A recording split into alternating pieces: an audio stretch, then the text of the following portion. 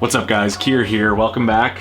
We're gonna be doing a top 5 today, a special top 5. So yeah, you know what that means. Before we get into it, just like the video, you know, do it. Just do it, feels good. Today's gonna be special for a couple of reasons. Of course, every episode is special, but this one has a little added layer, just a little more there. We're gonna be taking a look at some false anchors decks. I'm gonna be kind of doing a ranking of my favorite false anchors decks, but also at the end of this video, I'm gonna be giving you guys an exclusive first look at the new False Anchors Deep Sea deck. That is the V4. It looks great. I'm super excited to show it to you. I also want to take the time to thank the sponsor of today's video. So thank you to Ryan over at False Anchors for sponsoring the video. And without further ado, let's roll that intro and get you guys on your way.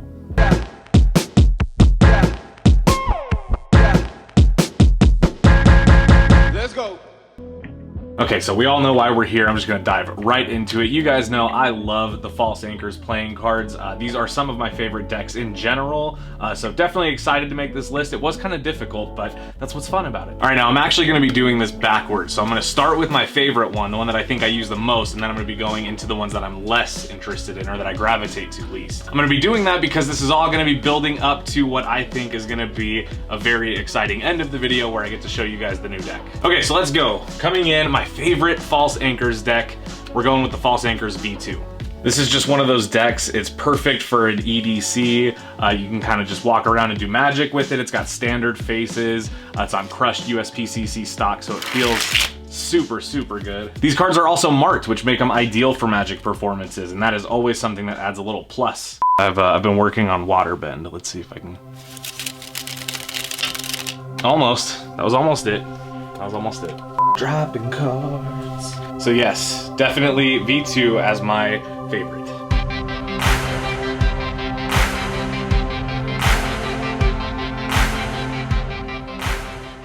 All right, now my next favorite False Anchors deck. This one was definitely a close second because I really love this deck ever since they came in.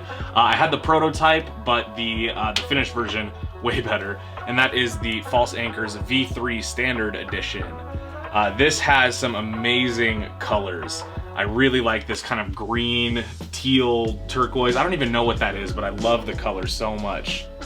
Check that out. But there's a lot that I love about this deck. I love the way that the tuck box came out. Very nice back design. It's got a fully marked system, but it's beyond fully marked. It not only tells you what this card is, it'll tell you what the next card is in the stack.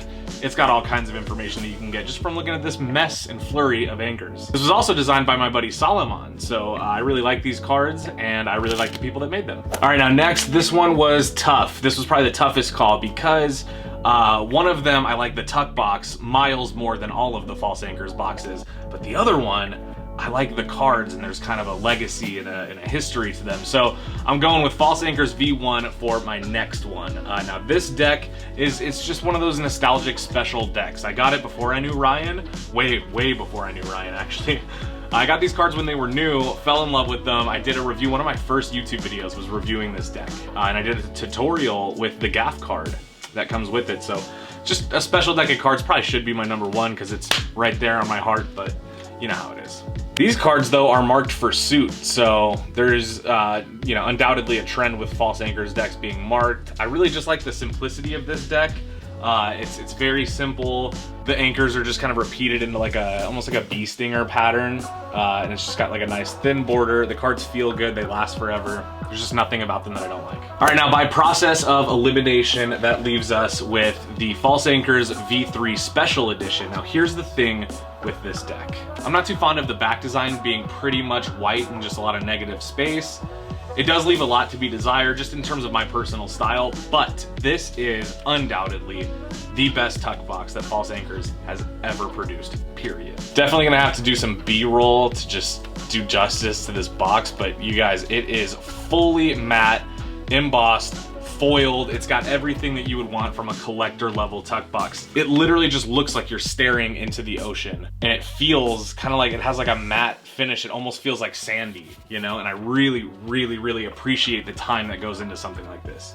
In my opinion, that is what makes a deck truly a special edition, is if you really go all out on the collector's aspect of it, and typically the collector's aspect of it doesn't really go past the look of the box. As well, Ryan did send me a white whale tuck box, which is very special, and I'm actually not gonna show it here because I think I have a separate video I wanna make featuring that one, so look out for that. All right, so that was V2 in my number 1 spot. That was V3 in my number 2 spot, V1 in my number 3 spot, and V3 Special Edition in my number 4 spot. Now, if there was a False Anchors deck that could sweep my entire list and make it all the way to number 1, I believe it is this newest one, the False Anchors Deep Sea deck. I'm really excited for you guys to see it, and I can't wait to get your thoughts in the comments, so I'm gonna roll the clip. You guys watch it, do your thing in the comments. The Deep Sea deck embodies not what can be found at the bottom of the ocean, but what our imagination thinks is at the bottom of the ocean.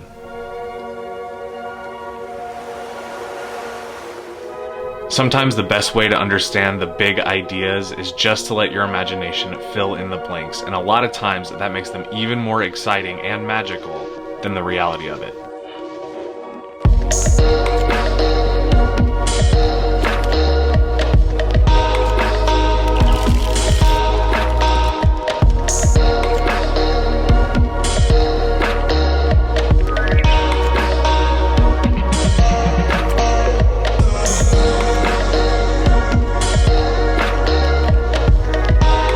Magic and mystery span beyond the depths of the sea, and for those who truly seek it, it can be found at their fingertips.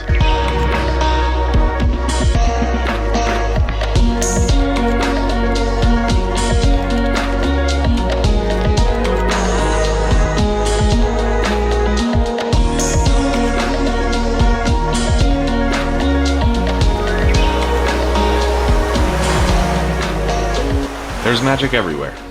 Let your imagination find it.